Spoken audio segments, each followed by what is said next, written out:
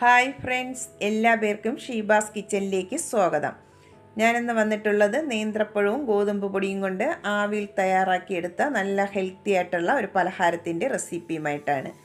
വളരെ ഈസി ആയിട്ട് തന്നെ നമുക്കിത് തയ്യാറാക്കിയെടുക്കാൻ പറ്റും. സ്കൂൾ കഴിഞ്ഞ് കുട്ടികളൊക്കെ വരുമ്പോൾ വളരെ ഈസി ആയിട്ട് തയ്യാറാക്കി കൊടുക്കാൻ പറ്റിയ നല്ല ടേസ്റ്റി ആയിട്ടുള്ള ഒരു പലഹാരമാണിത്. എല്ലാവരും ഒന്ന് ട്രൈ ചെയ്ത് നോക്കണം. നോക്കിയിട്ട് കമൻസുകൾ അറിയിക്കാൻ മറക്കല്ലേ. ഈ വീഡിയോ ഇഷ്ടമാകുന്നെങ്കിൽ ഒന്ന് ലൈക്ക് ചെയ്ത് സപ്പോർട്ട് ചെയ്യണേ. ആദ്യമായിട്ടാണ് കാണുന്നവരാണെങ്കിൽ ഒന്ന് സബ്സ്ക്രൈബ് ചെയ്യാനും മറക്കല്ലേ. എന്നാൽ നമുക്കിത് എങ്ങനെയാണ് തയ്യാറാക്കുന്നതെന്ന് നോക്കാം. ആദ്യം നമുക്ക് മധുരത്തിന് ആവശ്യമായിട്ടുള്ള ശർക്കര ഒന്ന് മെൽറ്റ് ചെയ്തെടുക്കാം. അതിനായി ഞാനിവിടെ ഒരു പാത്രം സ്റ്റൗവിലേക്ക് വെച്ച് കൊടുത്തിട്ടുണ്ട്. അതിലേക്ക് പൊടിച്ച 1/4 കപ്പ് ശർക്കരയാണ് ഞാനിവിടെ ചേർത്ത് കൊടുത്തിട്ടുള്ളത്. അതിലേക്ക് 1/4 കപ്പ് വെള്ളവും കൂടെ ഒഴിച്ച് നന്നായിട്ടൊന്ന് മെൽറ്റ് ചെയ്തെടുക്കാം. ശർക്കര ഒരു നൂൽ പാകമൊന്നും ആവേണ്ട ആവശ്യമില്ല. നന്നായിട്ടൊന്ന് മെൽറ്റ് ചെയ്തെടുത്താൽ മതിയാവും. ശർക്കര നന്നായിട്ട് തന്നെ ഇവിടെ മെൽറ്റായി വന്നിട്ടുണ്ട്. ഇനി നമുക്കിത് തണുക്കാനായി മാറ്റി വയ്ക്കാം. അടുത്തതായി ഞാനിവിടെ ഒരു ബൗൾ എടുത്തിട്ടുണ്ട്. അതിലേക്ക് 1/2 കപ്പ് ഗോതമ്പ് പൊടിയാണ് എടുത്തിട്ടുള്ളത്. അത് അതിലേക്ക് ചേർത്ത് കൊടുക്കാം. 1/2 കപ്പ് ഗോതമ്പ് പൊടി എടുത്തിട്ടുണ്ട്. 1/2 കപ്പ് ഒന്ന് മിസ്സായി പോയതാണ് വീഡിയോ. 1/2 കപ്പാണ് ഞാനിവിടെ എടുത്തിട്ടുള്ളത്. അതിലേക്ക് 2 ടേബിൾ സ്പൂൺ തേങ്ങ ചിരകിയതും കൂടെ ചേർത്ത് കൊടുക്കാം. ഒരു നേന്ത്രപ്പഴവും കൂടെ എടുത്തിട്ടുണ്ട്. അത് ഇതുപോലെ ഒന്ന് ചെറുതായിട്ടൊന്ന് കട്ട് ചെയ്തെടുത്തിട്ടുള്ളതാണ്. അതും കൂടെ ചേർത്ത് കൊടുക്കാം.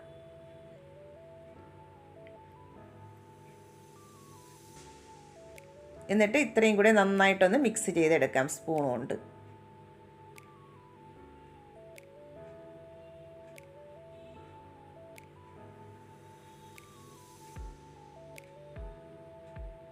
നന്നായിട്ട് ഞാനിവിടെ മിക്സ് ചെയ്തെടുത്തിട്ടുണ്ട്. ഇനി നമുക്കതിലേക്ക് മെൽറ്റ് ചെയ്ത് വെച്ചിട്ടുള്ള ശർക്കരപ്പാനി കുറച്ച് വീതം ചേർത്ത് നന്നായിട്ടൊന്ന് മിക്സ് ചെയ്തെടുക്കാം. ആദ്യം നമുക്ക് പകുതി ചേർത്ത് കൊടുക്കാം. എന്നിട്ട് ഒന്ന് മിക്സ് ചെയ്തെടുക്കാം.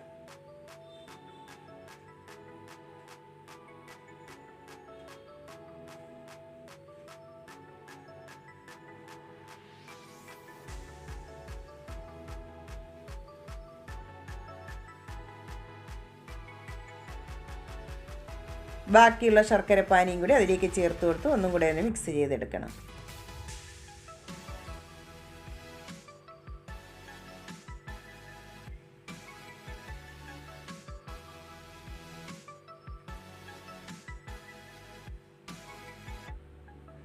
മാവ് ഇവിടെ തിക്കായിട്ടാണ് ഇരിക്കുന്നത്. നമുക്കിനി ഇതിലേക്ക് ഇളം ചൂടുള്ള വെള്ളവും കൂടെ ചേർത്ത് കൊടുക്കാം.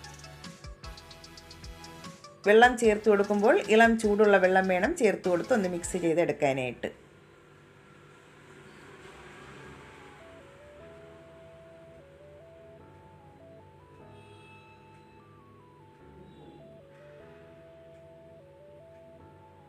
ഞാനിവിടെ നന്നായിട്ട് തന്നെ ഒട്ടും കട്ടയില്ലാതെ ഒന്ന് മിക്സ് ചെയ്തെടുത്തിട്ടുണ്ട്. ഒരു ദോശമാവിൻ്റെ കൺസിസ്റ്റൻസിയിൽ വേണം മാവൊന്ന് റെഡിയാക്കി എടുക്കാനായിട്ട്. ഇതുപോലെ വേണം തയ്യാറാക്കി എടുക്കാൻ.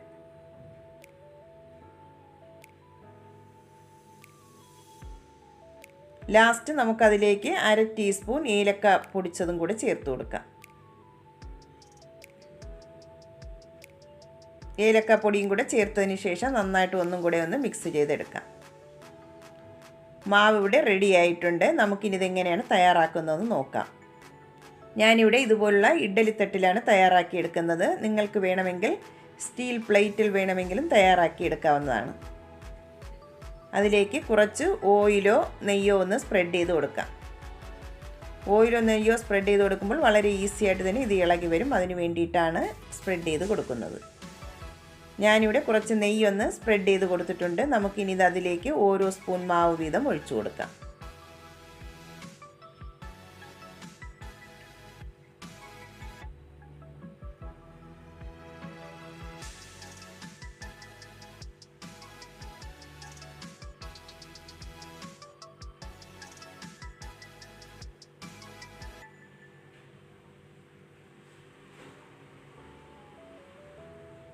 മാവ് ഞാനിവിടെ ഒഴിച്ചു കൊടുത്തിട്ടുണ്ട്. ഇനി നമുക്കതിലേക്ക് കുറച്ച് കറുത്ത മുന്തിരിയും കൂടെ വെച്ച് ഒന്ന് ഗാർണിഷ് ചെയ്ത് കൊടുക്കാം.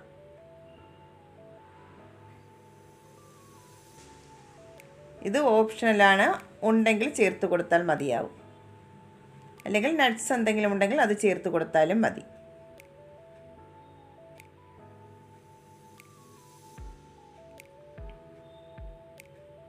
ഇനി ഞാനിവിടെ ആവിയിലാണ് ഒന്ന് തയ്യാറാക്കി എടുക്കുന്നത്. അതിനായി ഞാനിവിടെ സ്റ്റീമറിലേക്ക് വെള്ളം തിളപ്പിക്കാൻ വെച്ചിട്ടുണ്ടായിരുന്നു. വെള്ളം നന്നായിട്ട് തിളച്ച് വന്നതിന് ശേഷം ഫ്ലെയിം കുറച്ച് വെച്ചിട്ട് നമുക്കതിലേക്ക് ഇത് വെച്ച് കൊടുക്കാം.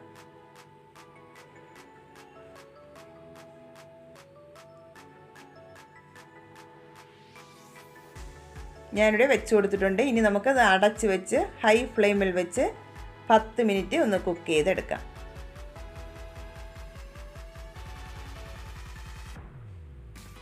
10 മിനിറ്റ് ആയിട്ടുണ്ട് കുക്ക് ചെയ്യാൻ വെച്ചിട്ട്. ഇനി നമുക്ക് അടപ്പൊന്ന് തുറന്ന് നോക്കാം. നന്നായിട്ട് ഇനി കുക്കായി വന്നിട്ടുണ്ട്. ഇനി നമുക്കിത് തണുത്തതിന് ശേഷം നമുക്കൊരു പ്ലേറ്റിലേക്ക് മാറ്റി കൊടുക്കാം. ബാക്കിയുള്ളത് നമുക്കതുപോലെ ഒന്ന് റെഡിയാക്കി എടുക്കണം. നന്നായിട്ട് ഇനി ഇവിടെ തണുത്ത് വന്നിട്ടുണ്ട്. നമുക്കിനി ഇതൊരു പ്ലേറ്റിലേക്ക് മാറ്റി കൊടുക്കാം. നല്ല ഈസി ആയിട്ട് തന്നെ ആ സ്റ്റാൻഡിൽ നിന്ന് ഇളകി വരുന്നുണ്ട്. ഓയിലൊക്കെ സ്പ്രെഡ് ചെയ്ത് കൊടുത്തത് കൊണ്ടാണ് വേഗം ഇളകി വരുന്നത്. നല്ല ടേസ്റ്റി ആയിട്ടുള്ള ഒരു പലഹാരമാണിത്. എല്ലാവരും ഒന്ന് ട്രൈ ചെയ്ത് നോക്കണം. എന്നിട്ട് കമൻസുകൾ അറിയിക്കാൻ മറക്കരുതേ. ഈ വീഡിയോ ഇഷ്ടമാകുന്നെങ്കിൽ ഒന്ന് ലൈക്ക് ചെയ്ത് സപ്പോർട്ട് ചെയ്യണേ. ആദ്യമായിട്ടാണ് കാണുന്നവരാണെങ്കിൽ ഒന്ന് സബ്സ്ക്രൈബ് ചെയ്യാനും അതുപോലെ ഷെയർ ചെയ്യാനും മറക്കരുതേ. എന്നാൽ നമുക്ക് അടുത്ത വീണ്ടും ഒരു വീഡിയോയുമായി വീണ്ടും കാണാം.